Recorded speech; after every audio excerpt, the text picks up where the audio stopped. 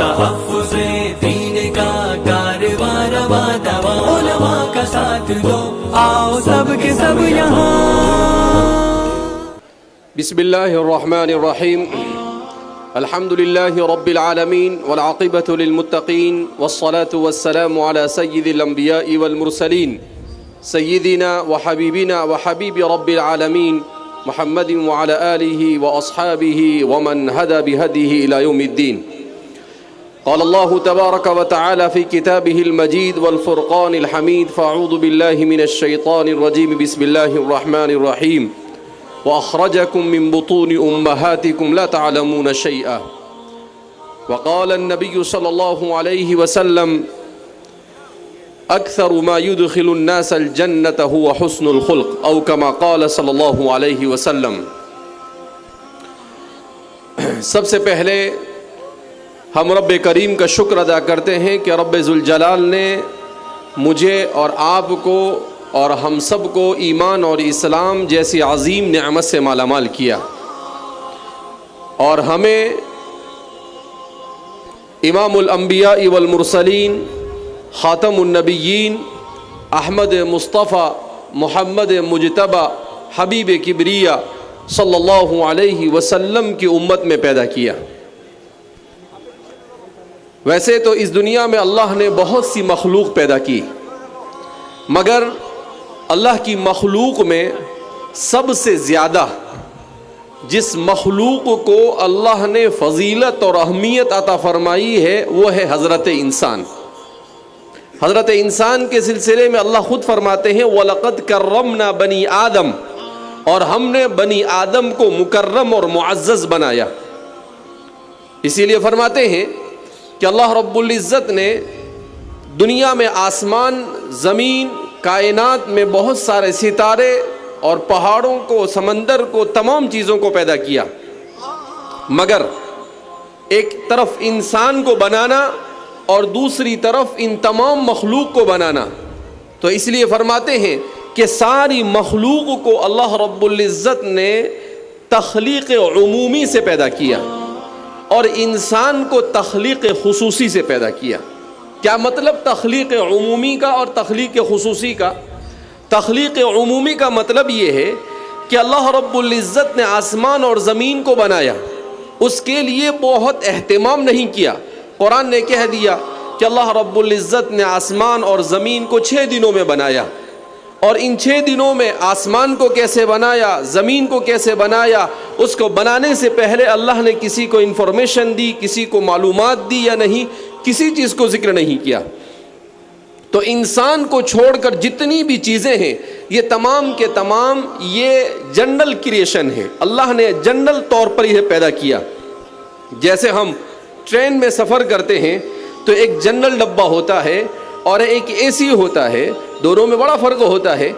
بالکل اسی طریقے سے جب حضرت آدم علیہ السلام کو اللہ رب العزت نے بنانے کا ارادہ کیا تو اللہ نے آدم علیہ السلام کو پیدا آپ کی تخلیق سے پہلے حضرات ملائکہ سے کہا وَإِذْ قَالَ رَبُّكَ لِلْمَلَائِكَةِ إِنِّي جَاعِلٌ فِي الْأَرْضِ خَلِيفَةً۔ یہ اس کو کہتے ہیں اسپیشل کریشن، کہ اللہ رب العزت نے ایک خاص مقصد کے لیے حضرت انسان کو پیدا کیا، اور اس مقصد کو بیان کرنے کے لیے اس وقت جو سب سے افضل مخلوق ملائکہ تھے، ان ملائکہ کو اللہ نے جمع کر کر کہا کہ انی جاعل فی الارض خلیفہ، کہ میں زمین میں اپنا خلیفہ بنانے جا رہا ہوں۔ کیا مطلب؟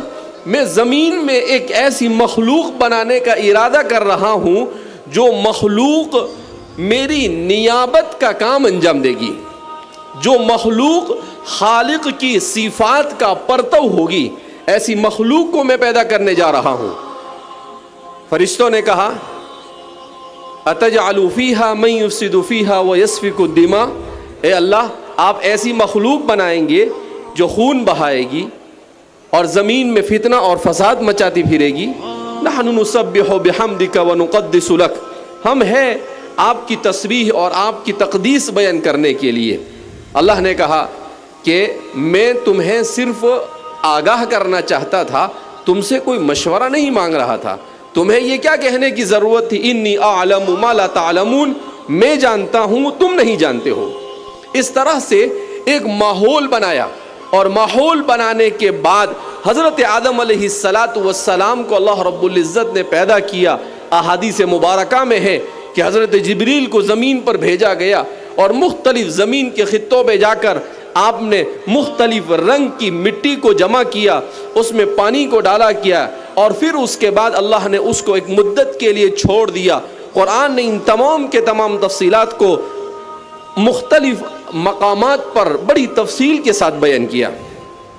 آج ہمارے لیے سب سے بڑا مسئلہ یہ ہے کہ اسکول میں یہ کہ انسان کیسے بنا، دنیا کیسے بنی، اس پر تفصیل کے ساتھ گفتگو ہوتی ہے، مگر ہمارا مسلمان اسلام اس سلسلے میں کیا کہتا ہے اس تفصیل کو جاننے کی کوشش اور فکر نہیں کرتا ہے، جس کی وجہ سے بڑے ہونے کے بعد وہ کنفیوژن کا شکار ہو جاتا ہے۔ وہ سوچتا ہے کہ ایک مجھے اسکول میں پڑھا اور ادھر مجھے قرآن پڑھا تو دیا گیا، مگر میں نے قرآن کو سمجھا نہیں۔ جب قرآن کو سمجھا نہیں تو اس کے سامنے وہ تفصیل نہیں آئی، تو پھر وہ کنفیوژن کا شکار ہوتا ہے، اس کے ذہن و دماغ میں شکوک و شبہات پیدا ہوتے ہیں۔ اور آج کی دنیا میں چونکہ ہم دیکھ رہے ہیں کہ پوری دنیا میں میڈیا کے ذریعے سے لوگ، ہر مذہب والے اور ہر قسم کے لوگ، خاص طور پر جو بے دین اور ملحد ہے، وہ اپنی باتوں کو لوگوں تک پہنچانے کی کوشش کر رہے ہیں۔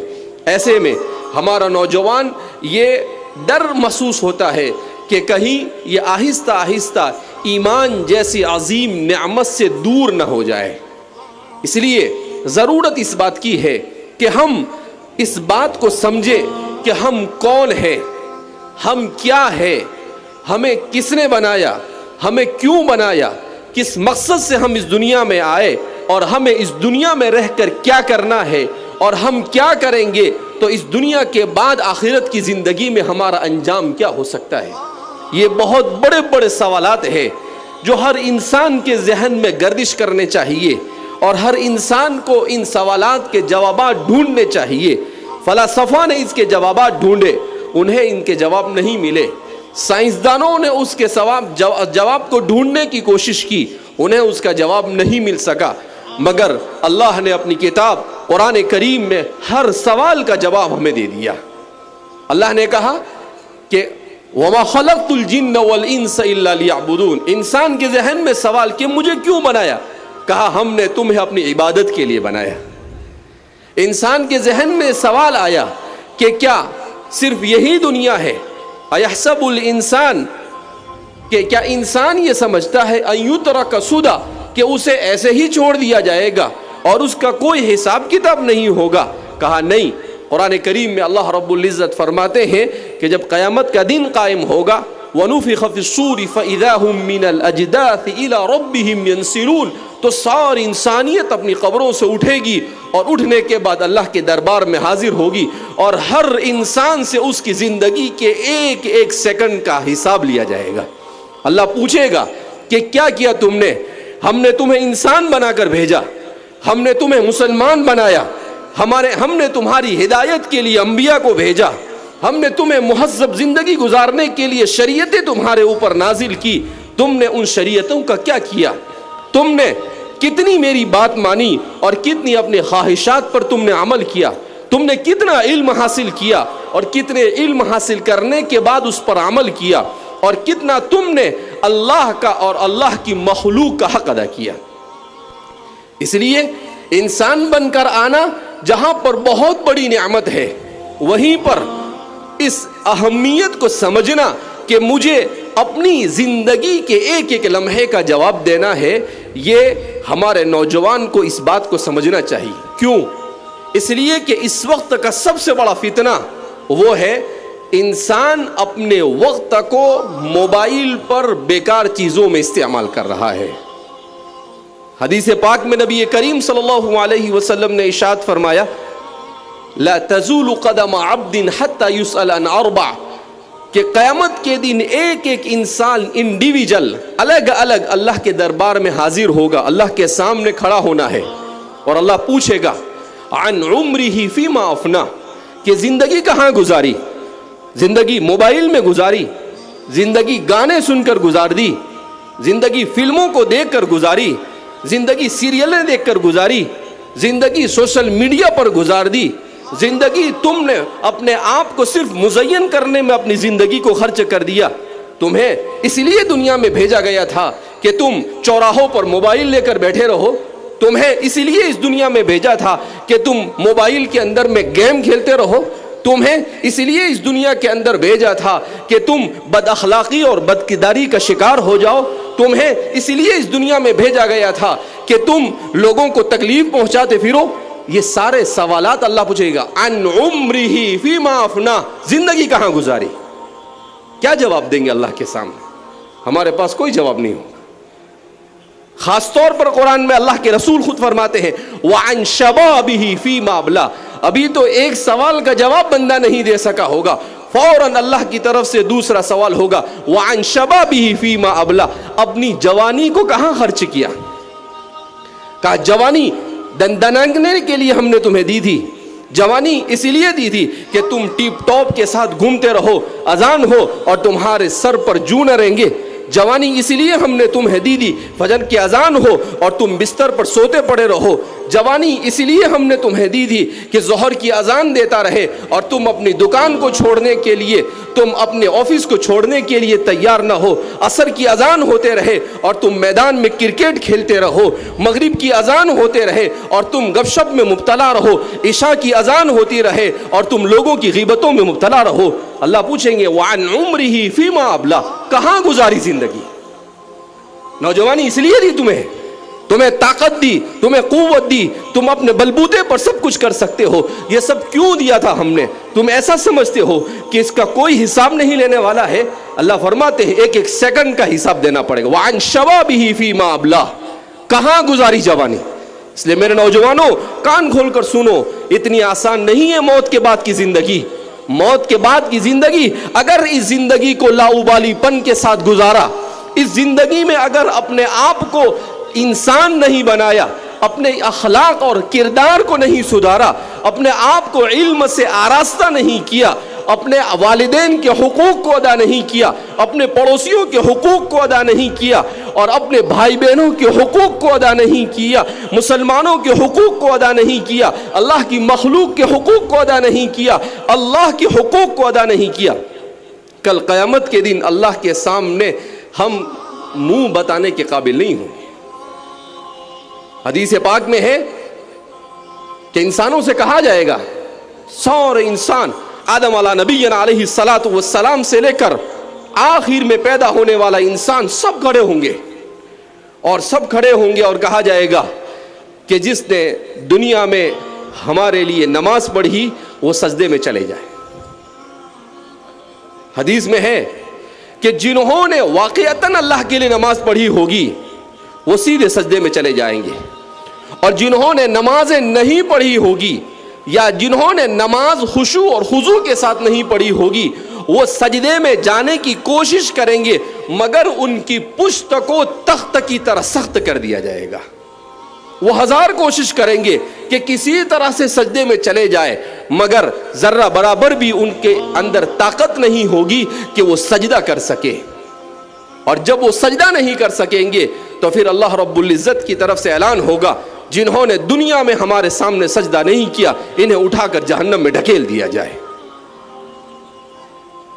شیطان نے ایک سجدہ نہیں کیا, اللہ نے اسے اپنے دربار سے نکال دیا. اگر ہم دن میں 5 نمازیں جان بوجھ کر چھوڑ رہے ہیں, جیسا کہ آج ہمارے معاشرے میں یہ عام ہو چکا ہے, آپ اندازہ لگاؤ کہ ہم کتنے سجدے چھوڑ رہے ہیں.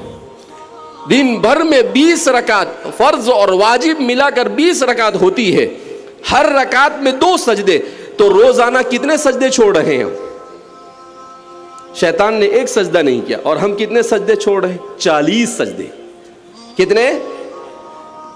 آپ نے فجر کی نماز نہیں پڑھی, اس کا مطلب آپ نے 4 سجدے نہیں کیے. ظہر نہیں پڑھی, 8 سجدے نہیں کیے. آپ نے عصر نہیں پڑھی اور 8 سجدے نہیں کیے. آپ نے مغرب نہیں پڑھی, 6 سجدے نہیں کیے.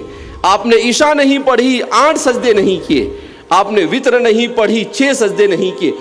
جو ایک سجدہ نہ کرنے پر اللہ اسے کہے کہ اس میرے دربار سے نکل جا، انک رجیم، تو مردود ہے، جو روزانہ 40 سجدے چھوڑے گا، کل قیامت کے دن اس کا حشر کیا ہوگا؟ اتنا آسان نہیں ہے میرے دوستو. ہم نے نماز کو بڑی ہلکی پھلکی چیز سمجھ لیا ہے. تو اس لیے کہ ہمارے ذہن و دماغ میں نماز کی اہمیت نہیں رہی، ہم اپنی آخرت کو بھول گئے، ہم اپنی دنیا میں مست ہو گئے. ہم نے یہ سمجھ لیا کہ پیسہ آ گیا اس کا مطلب یہ ہے کہ سب کچھ اپنا ہو گیا. ہم نے یہ سمجھ لیا کہ میں تاجر بن گیا تو میں نے دنیا بھی خرید لی اور آخرت بھی خرید لی. میرے بھائیوں، دوستوں اور بزرگوں، فرعون کے پاس بھی پیسہ تھا، قارون کے پاس بھی پیسہ تھا، ابو لہب کے پاس بھی پیسہ تھا، ابو جہل کے پاس بھی پیسہ تھا، ابی بن خلف کے پاس بھی پیسہ تھا. کیسے کیسے سورما گزرے ہیں، مگر ان کا 1 روپیہ بھی انہیں اللہ کے عذاب سے نہیں بچا سکا. اللہ کے عذاب سے کیا بچائے گا؟ اللہ کے عذاب سے تمہیں اپنا صحیح عقیدہ بچائے گا. اللہ کے عذاب سے تمہیں اپنے صحیح اعمال صالحہ بچائیں گے. تم نے نماز پڑھی ہوگی، روزہ رکھا ہوگا. اللہ کے عذاب سے تمہیں اپنے اخلاق حسنہ بچائیں گے. اسی لیے میں نے حدیث پڑھی، آج ہمارا پورا معاشرہ اخلاقی دیوالے پن کا شکار ہے. اخلاق کہاں ہے ہمارے پاس؟ ان الامم بالاخلاق اذا ذهبت اخلاقهم ذهبوا. اللہ دنیا میں جس امت کو بھی عروج عطا فرماتا ہے پولیٹیکل اعتبار سے اور سیاسی اعتبار سے، وہ اس کے اخلاق کے بلبوتے پر عطا فرماتے ہیں.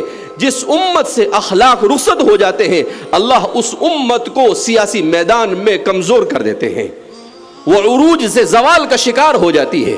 اور ہم اسی لیے زوال کا شکار ہے کہ آج ہمارا حال یہ ہے کہ ہم صبح اٹھنے سے لے کر رات سونے تک اللہ کی مخلوق کو سوائے تکلیف پہنچانے کے اور کچھ نہیں کرتے.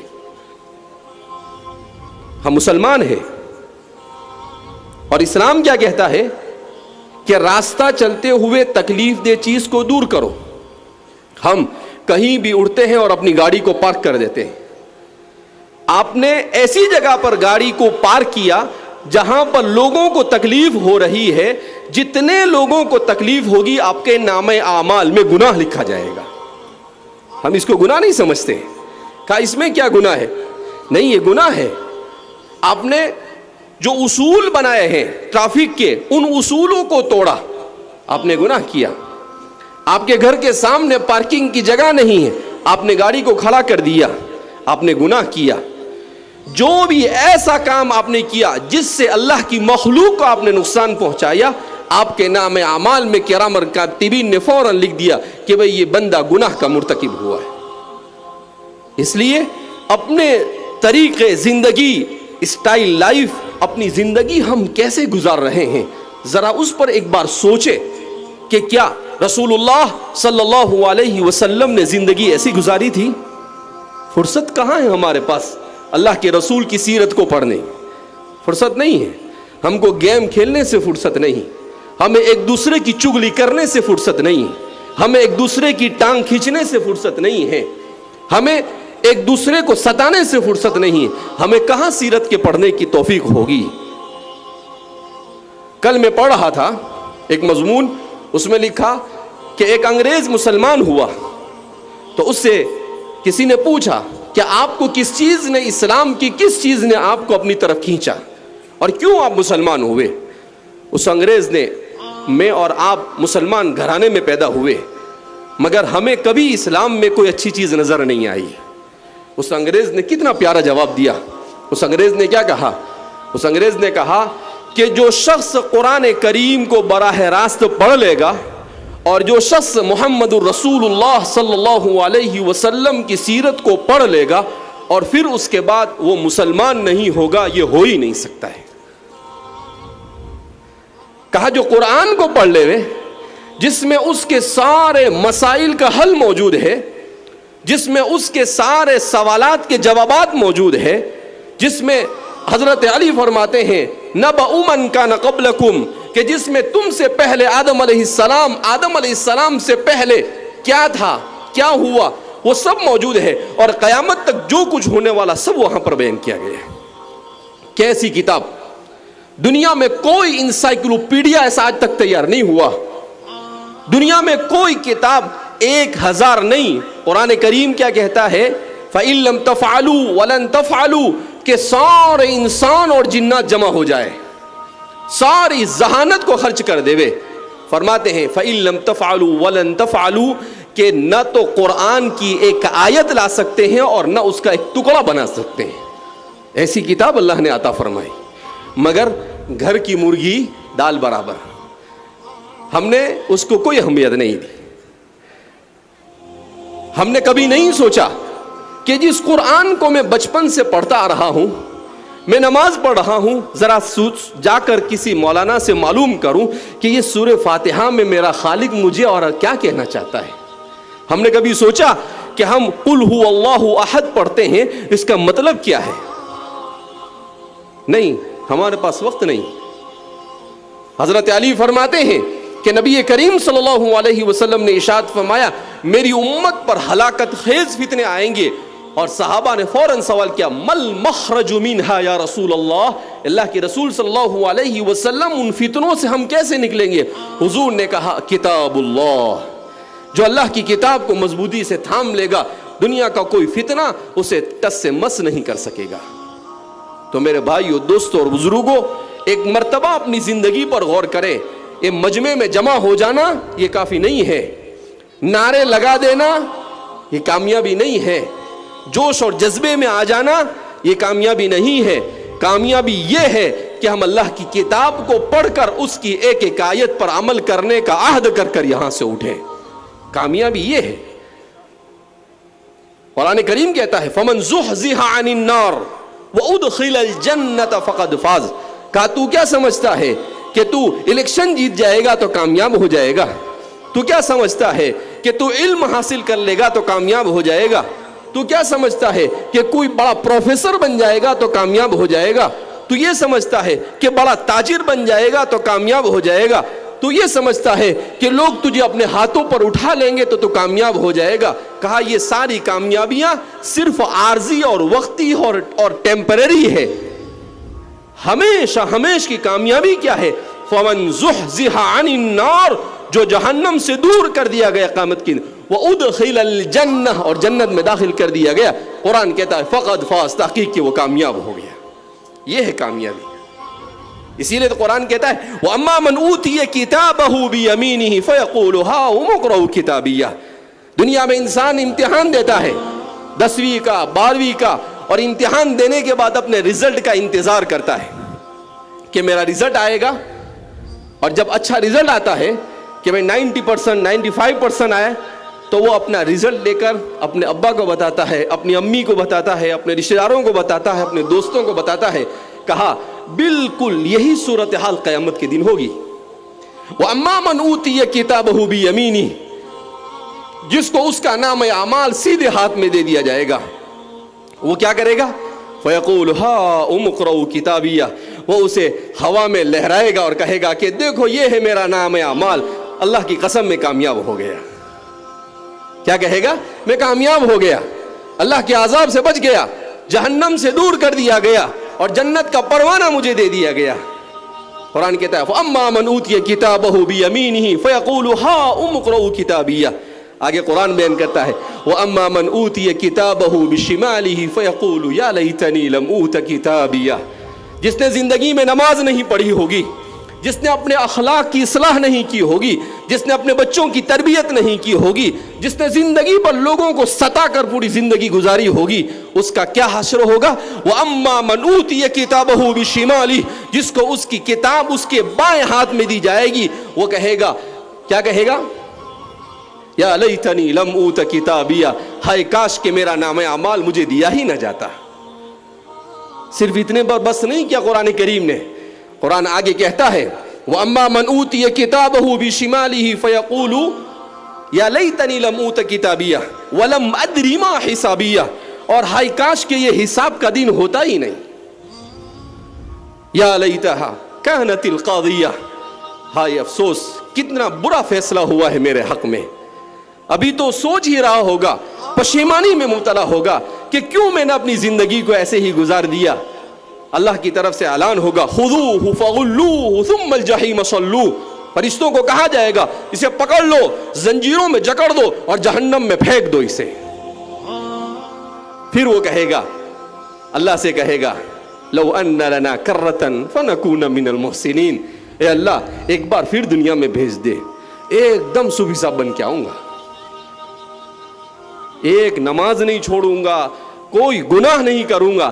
اللہ کہیں گے چگ گئی چڑیا کھیت, اب کوئی چانس نہیں. پیدا ہوا وہاں سے لے کر موت تک چانس ہی چانس تھا, آج اب کوئی چانس نہیں ملے گا. کہاں جائے گا تو؟ ہم نے سورج کو ختم کر دیا, ہم نے چاند کو ختم کر دیا, ہم نے زمین کو ختم کر دیا, ہم نے پہاڑوں کو ختم کر دیا, ہم نے سمندروں کو ختم کر دیا, کوئی جگہ ہی نہیں تیرے رہنے کے لیے. کہاں جائے گا؟ اب تو دو ہی ٹھکانے ہیں, یا تو جنت ہوگی یا جہنم ہوگی, اس کے علاوہ اور کوئی ٹھکانہ نہیں. میرے بھائیو, دوستو اور بزرگوں, یہ ہے اللہ کی کتاب جو ہمیں یہ پیغامات دے رہی ہے. ہمیں 21ویں صدی میں آنے کے بعد اپنے آپ کو خوش قسمت سمجھنا چاہیے کہ اللہ نے کتنی ساری سہولتیں ہمیں عطا فرمائی. ان ساری سہولتوں کے بعد تو ہمیں اللہ کا شکر گزار بندہ بن کر ایسی زندگی گزارنی چاہیے تھی کہ صحابہ اور ان کے پہلے جو لوگ ہم سے پہلے گزرے وہ بھی ہم پر رشک کرتے. مگر افسوس ہے کہ ہم نے نعمتوں کے ملنے کے بعد اپنے آپ کو گناہوں کے سمندر میں ڈبو دیا. ہم نے نہیں سوچا کبھی کہ میں جو کر رہا ہوں اس سے میرا خالق راضی نہیں ہوگا, وہ ناراض ہوگا. ہمیں تو دوسروں کو خوش کرنے کی پڑی ہوئی ہے, ہمیں اپنی دنیا بنانے کی پڑی ہوئی ہے. اس لیے میرے بھائیو, دوستو اور بزرگوں, ایک واضح پیغام یہاں سے لے کر جائیے. آپ اتنی محنت سے یہاں پر جمع ہوئے, آپ کو جمع کرنے کے لیے محنت کی گئی. ایک واضح پیغام لے کر جائیے کہ با مقصد زندگی گزاریں گے انشاءاللہ. کیسی زندگی گزاریں گے؟ با مقصد. ہم بہترین امانت دار تاجر بنیں گے, ہم بہترین علم دین کے حاصل کرنے کے بعد بہترین عالم بنیں گے, ہم انجینئر بھی بنیں گے, مگر سچا اور پکا مسلمان بنیں گے. چاہے کتنی ہی ڈگریاں ہمارے پاس ہو, چاہے کتنی ہی تنخواہیں ہمیں مل جائے, چاہے کتنا ہی مال مل جائے, اگر دین نہیں ہے تو سب کچھ بیکار ہے. مسلمان کے لیے سب سے اہم اور بنیادی چیز اس کا دین ہے. اس لیے اپنے ایمان کو بچانے کی فکر کریں, اپنے گھر کو ایمان اسلامی ماحول بنائیں. ہماری بہنیں بھی یہاں پر جمع ہیں, وہ بھی سن لیں. اگر کسی معاشرے میں عورتیں صحیح راستے پر آ جائے گی تو وہ معاشرہ اصلاح کی راہ پر آسانی کے ساتھ گامزن ہو جائے گا. رسول اللہ صلی اللہ علیہ وسلم پر سب سے پہلے ایمان کون لایا؟ سیدہ حضرت خدیجۃ الکبریٰ. اللہ کے رسول صلی اللہ علیہ وسلم نے فرمایا کہ میں حضرت خدیجہ کا حق ادا نہیں کر سکتا. اللہ کے رسول کو سنبھالا. عورت وہ ہوتی ہے جو اپنے گھر کو سنبھالتی ہے, جو اپنے گھر کو جنت کا نمونہ بناتی ہے. فاطمۃ الزہرا, اللہ کے رسول صلی اللہ علیہ وسلم پر قربان جائیے, کیسی تربیت کی اپنی بیٹیوں کی. فاطمہ آتی ہے اور کہتی ہے اللہ کے رسول صلی اللہ علیہ وسلم سے کہ بچوں کو پالنا بھی پڑتا ہے, حسن حسین کو ساتھ میں کھانا بھی بنانا پڑتا ہے, گھر میں جھاڑو بھی دینا پڑتا ہے, آٹا بھی پیسنا پڑتا ہے, ہاتھ میں زخم ہو گئے ہیں, اگر آپ کسی بانی کا انتظام کر دو تو اچھا رہے گا, گھر میں کوئی کام والی آ جائے. نبی کریم صلی اللہ علیہ وسلم نے کام والی کا انتظام نہیں کیا. آپ صلی اللہ علیہ وسلم نے کہا میری بیٹی فاطمہ, یہ دنیا ہے, اس دنیا میں ایسے ہی زندگی گزاری جاتی ہے مشقتوں کے ساتھ. کون فاطمہ؟ سیدۃ نساء اہل الجنہ, جنت کی عورتوں کی سردار ہے اور اپنا سارا کام کرتی ہے. ہمارے گھر میں عورت 2-4 کام کرے گی اور اس کے بعد کیا کہے گی کہ سارے جھمیلے مجھے ہی سر پر لے کر چلنے ہیں. سارے کام کرتی تھی. حضور نے کیا کہا کہ فاطمہ ہر نماز کے بعد 33 مرتبہ سبحان اللہ, 33 مرتبہ الحمدللہ, 33 مرتبہ اللہ اکبر پڑھ لو, یہ دنیا و ما فیہا سے بہتر ہے. آئی نوکرانی لینے کے لیے اور حضور نے ذکر اور ورد لے کر بھیج دیا. کیوں؟ اس لیے کہ آپ اسی پیغام کو لے کر اس دنیا میں آئے تھے. لا تزال لسانک رطبا عن ذکر اللہ, کہ ہمیشہ اپنی زبان اللہ کے ذکر سے معمور رہے. آج ہماری زبانیں گالیوں سے بھری ہوئی ہے، آج ہماری زبانیں غیبتوں سے، چگلیوں سے بھری ہوئی ہے، آج ہماری زبانیں لوگوں کو تکلیف پہنچاتی ہے۔ ہم نہیں سوچتے ہیں بولنے سے پہلے کہ میرا یہ بولنا کس کے دل کو چھلنی کر دے گا، جو سمجھ میں آیا بک دیا۔ قرآن کریم میں اللہ فرماتے ہیں ما يلفظ من قول الا لديه رقیب عتید۔ کیا سمجھتے ہو تم ایسے ہی بولے چلے جاؤ گے؟ کہ ما يلفظ من قول الا لديه رقیب عتید، جو کلمہ بھی اپنی زبان سے نکالتے ہو ایک ہے فرشتہ جو تمہارے ایک ایک کلمے کو ریکارڈ کر رہا ہے، اور وہ سارا ریکارڈ قیامت کے دن لا کر کھڑا کر دے، کہے گا یہ فلاں فلاں فلاں کو فلاں ٹائم پر گالیاں دی تھی، فلاں کی غیبت کی تھی، فلاں کو تکلیف پہنچائی تھی۔ اس لیے میرے بھائیو، دوستوں اور بزرگوں، بڑی ذمہ دارانہ اپنی زندگی گزارنے کی ضرورت ہے۔ اپنے آپ کو علم دین سے آراستہ کیجئے، اپنے آپ کو اچھے اخلاق سے آراستہ کیجئے، اپنے آپ کو قرآن سے آراستہ کیجئے۔ ہماری مسجدوں میں قرآن کی دروس ہونے چاہیے، ہمارے گھروں میں کتاب کی تعلیم ہونی چاہیے، ہمارے یہاں پر لوگوں کی ادھر تیری میری کرنے کی بجائے صحابہ کی سیرتوں کا مطالعہ ہونا چاہیے، رسول اللہ کی سیرت کا مطالعہ ہونا چاہیے۔ بہرحال اللہ رب العزت ہم سب کے یہاں پر جمع ہونے کو قبول فرمائے۔ اللہ رب العزت ہم سب کو اپنی آخرت کی تیاری کرنے کی توفیق مرحمت فرمائے، اور اللہ ہم سب سے راضی ہو جائے، ایسے اعمال کی توفیق مرحمت فرمائے۔ میں اخیر میں شکر گزار ہوں مفتی محسن اور ان کے رفقا کا، اور ہمارے مہمان منور زماں صاحب کا، کہ وہ ہماری دعوت پر یہاں پر تشریف لائے اور آپ حضرات نے یہ ہمارا استقبال کیا۔ بہرحال ہمیں خوشی اس وقت ہوگی جب آپ کو جو پیغام دیا جا رہا ہے اس پیغام کو آپ اپنے دل کے کان سے سن کر جائیں اور اس پر عمل کریں۔ یہ ہمارے اس پروگرام کی کامیابی ہے۔ صرف بھیڑ یہ کامیابی نہیں ہے کہ 5,000 10,000 لوگ جمع ہو گئے، نہیں، کامیابی یہ ہے کہ کتنے لوگ اس پر عمل کرتے ہیں۔ اس لیے آپ حضرات اس نیت اور ارادے کے ساتھ یہاں سے جائیں کہ انشاءاللہ ہم اپنے آپ ہماری مسجدوں کو آباد کریں گے بھائی۔